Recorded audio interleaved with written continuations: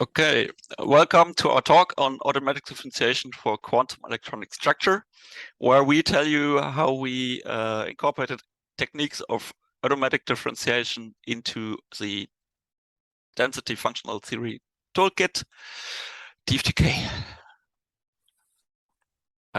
So this is joint work between us three guys.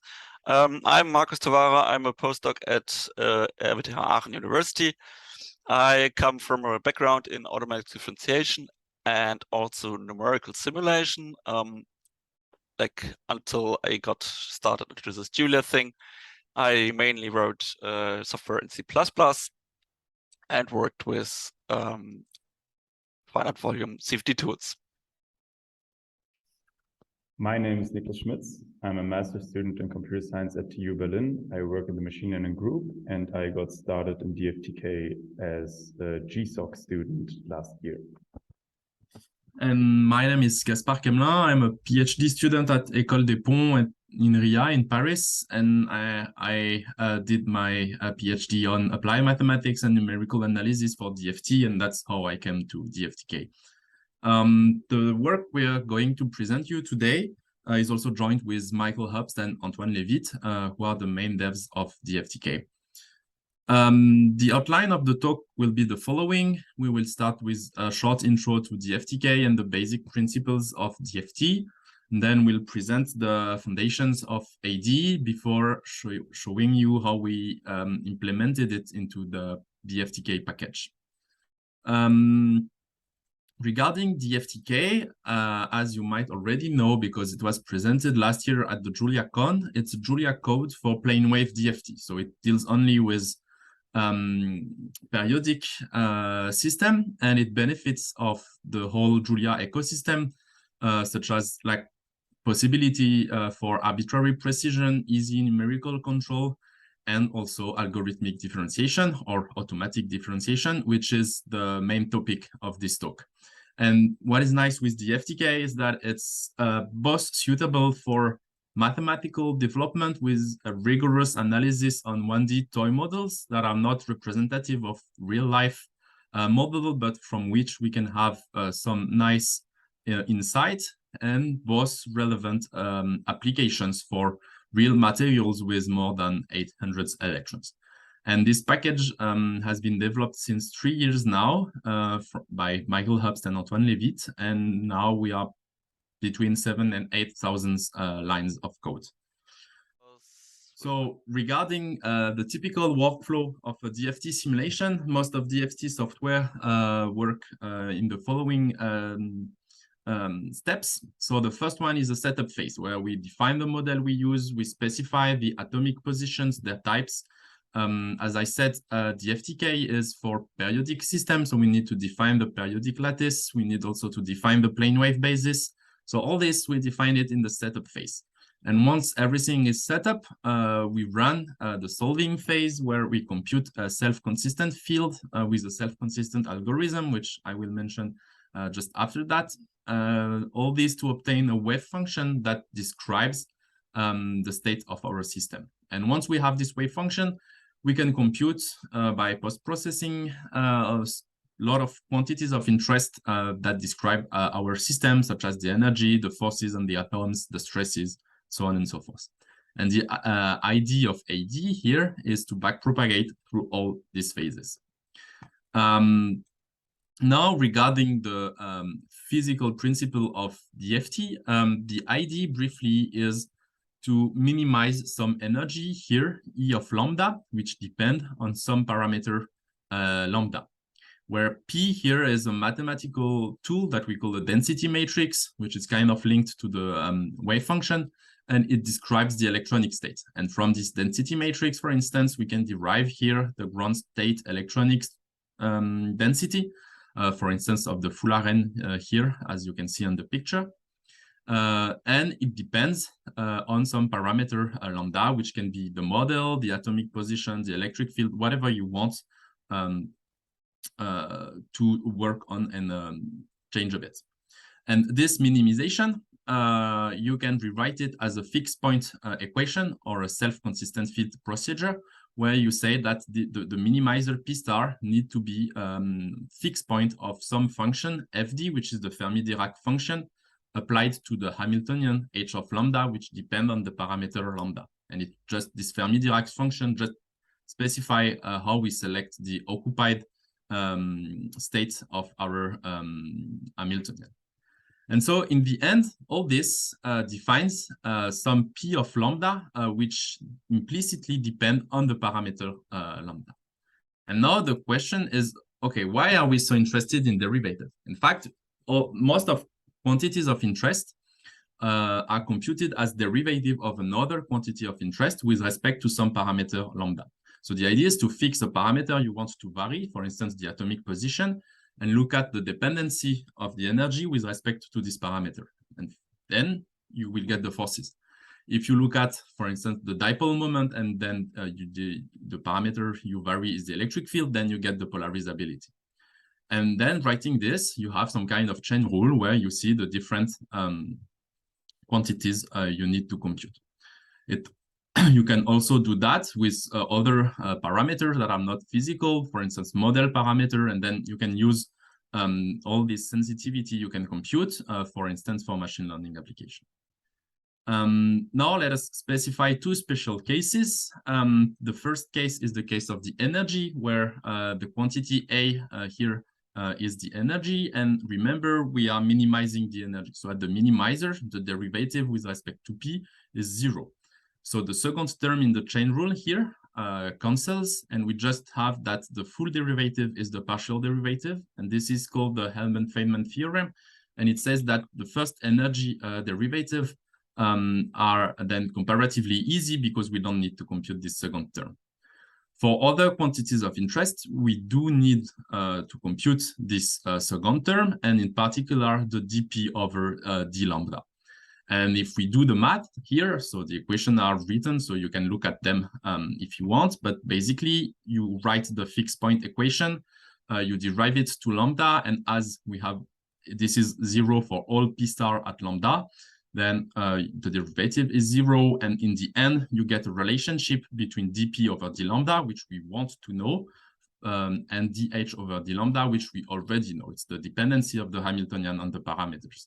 And if we rewrite the stuff, in the end, we get that the dependency of dp over d lambda on dh over d lambda is through some operator here, which is the inverse of omega plus k, where omega and k are well defined. And what is nice here is that this operator is self-adjoint. And as you will see in the part where we talk about AD, having a self-adjoint operator is really nice, because then we can use this differential relationship for both the tangent and the adjoint mode. So this is really the take-home message from this part, that the physical setting we are working on gives us differential with self-adjoint operators. And now, Marcus, the floor is yours to introduce AD. Thank you, Gaspar. Now we're having a look at the foundations of AD and how we can use them to make our code differentiable. So let's start off with some basics. We're here using the notation by Andreas Griewang and Andrea Walter from the famous book Evaluating Derivatives, the second edition. In this case, we're going to assume we have some function f, which maps from an input space of Rn to an output of Rm. And then if we apply AD to our problems, we will usually end up with one of these two models. Either we're using the forward or tangent mode of AD, which gives us a multiplication in our case of the Jacobian of f, which is m cross n, by some tangent x, which we are free to choose. And if we choose this x to be one unit vector, we can get one row of the Jacobian each time. So, one column. If we let it range over all the unit vectors now, then we'll get the full Jacobian at a cost of calling our AD model n times. Now, if we switch to the reverse mode of AD, we get a pretty similar picture.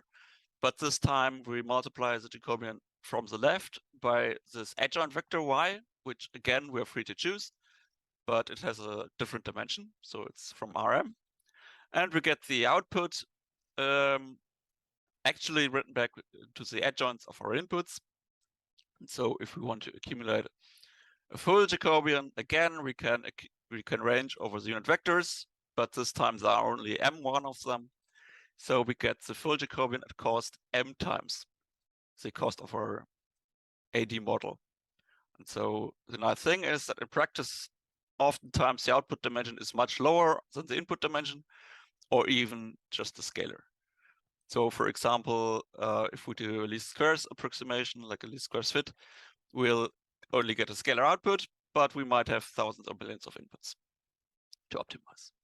If we need higher order derivatives, so for example, second order derivatives for Newton's algorithm, we need a Hessian. We can recursively reapply these models onto each other. So we could, for example, do a forward over reverse mode AD. And if these matrices are sparse, we can also exploit that by compressing the Jacobians or Hessians to lower row or column count and efficiently getting the same Jacobians or Hessians, but at a cheaper cost. Let's have a brief look at the chain rule. Let's assume we have a function f of x, which gives us an output, but then we reapply that output by some other function g and some other function h. And here we assume that all these other functions do not depend on x, but of course in general they could. And then we get such expression where we just multiply the partial derivatives of these all these functions together, and in order in which we evaluate this matrix-matrix product in general, of course, is crucial, because the amount of operations we have to do can differ significantly if the dimensions of these matrices are not the same. And so in general, if we evaluate something in forward mode AD, we will evaluate this product from the right to the left. So we start with the inputs, go to the outputs. And in the reverse mode, we'll do the other way around. We will start from the left and multiply back to the right. The tangent mode of AD, or the forward mode, in general, we can evaluate alongside the primal evaluation by just introducing some dual component into the data type we use for computing. But the same cannot be said for the adjoint mode, where we first have to evaluate our full program until we get the outputs. Then we can seed an adjoint into these outputs and propagate them back. And from that, we get a memory overhead. For our application in DFTK, we use Zygote at the moment for the reverse adjoint part. We rely heavily on the functionality of chainrules.jl to specify custom derivatives for parts of the chain rule product. So for example, we could decide that we don't want to use dgdf. We don't want to derive it automatically by AD, but we want to specify some custom adjoint, and we could do that with chain rules. So here's an example for that. There are two main motivations of specifying a custom rule. One is the a little bit unfortunate one, if just doing it automatically doesn't work because your code is not compatible with the AD tool in use. And then you might be able to change the code, but then maybe it's not fast enough anymore or something like this. So then you would just write a handwritten adjoint for these performance critical parts. Or the more beneficial use is if you have domain knowledge about the problem, which you can apply. So for example, here we have the example of a linear equation system, which we solve just in the standard MATLAB writing notation, which you can also use with the linear algebra package of Julia. So if we have something like this in the forward parse, then we can specify the adjoints in the backpropagation phase as follows. By first solving this altered linear equation system with now the adjoints of x as the right-hand side, and then calculating this outer product to give you the full adjoint matrix of A here. Here we are seeing how this would look like in code. We're just defining a function called solve, which just wraps the backslash operator here.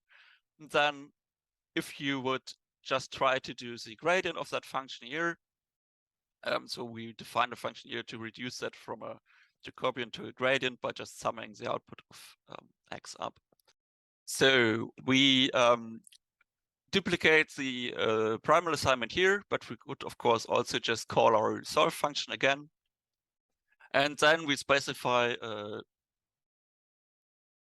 pullback function, which will be called during the backpropagation phase by Zygote automatically, where we get in the adjoints of x, and we have to specify the adjoints of both A and B.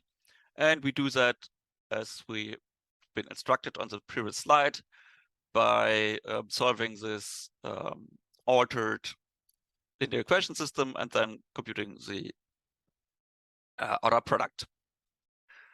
Okay, so this is how you would write a custom pullback, but some other use case there is that if you just use it to rewrite the primal so that Zygote understands it, and that's a use case Niklas will show you in a bit.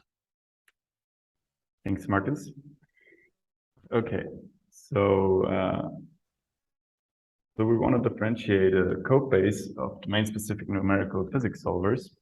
And as Marcus pointed out, at some point you will probably want to write a few rules by hand, either for feasibility at all or for efficiency reasons. So the most manual way to do it is, of course, to write the derivative just by yourself. You take the code you want to differentiate, you write it on paper, you work out all derivatives, then you implement them back again. And this is, of course, the most laborious. And we want to do this as few times as possible. But this would be one way to resolve that orange question mark. Of course, there's, or luckily, there's other ways that we have also used. So some patterns we used in DFTK that are likely to be useful to others trying to do something similar is the following. So there's linear functions, for example. There's alternative primals, and there's implicit differentiation, which I'm going to illustrate. So linear functions are really special because they are their own perfect linear approximation, and then thus they're their own derivative. On the top right, you can see the comic version for a forward rule, where we see that you can just apply this function f on the primal inputs, and then completely separate from it, you can apply it on the tangent inputs. And there's no interaction between primal and derivative computation necessary. This is particularly also nice because this is completely extensional. We don't have to look inside of the implementation of f, so it can also be non-Julia code. For reverse, it looks similar on the top, on the bottom right. There's still no interaction between primal and derivative computation, but now instead of applying f twice, we apply f once, and on the derivative we apply its transpose, or in the case of complex numbers, we need also to use the conjugates. An example of this that we use is the fast Fourier transform, where we rely on the FFTW package to get efficient Fourier transforms, and we have custom wrappers around it to get efficient layout and sizes that are optimized for our code. This looks as follows. There's two functions, R to G and G to R, which are not defined here, but here we see the definition of derivative rules of them. And the details are not too important. The only important part is that they are both wrappers around Fourier transforms that are dual to each other. or each other's transpose. And showing you arrows here. What to notice that the yellow arrows point to the R to G function, and the green arrows the G to R function. And you see the derivative of one, R to G, is defined in terms of G to R. And similarly, the derivative of G to R is defined in terms of R to G. So this is a very nice way to get around foreign code in this case, because of FFT duality. Another technique to use is the alternative primal, which goes as follows. To differentiate this complicated function you might have, you might tell the AD to differentiate a simpler equivalent function and use that for the backpropagation phase.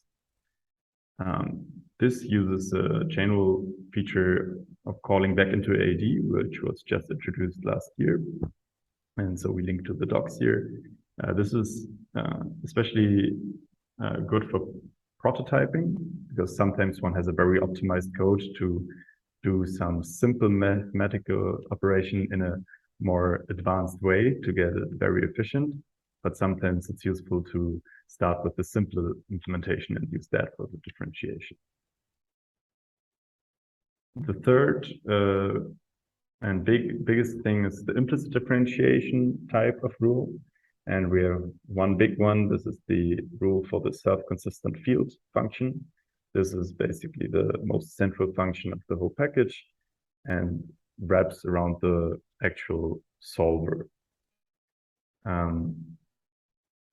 So in the differentiation of this, what happens is that we first compute the SCF res in the usual way. This is the primal computation and solves for the wave function.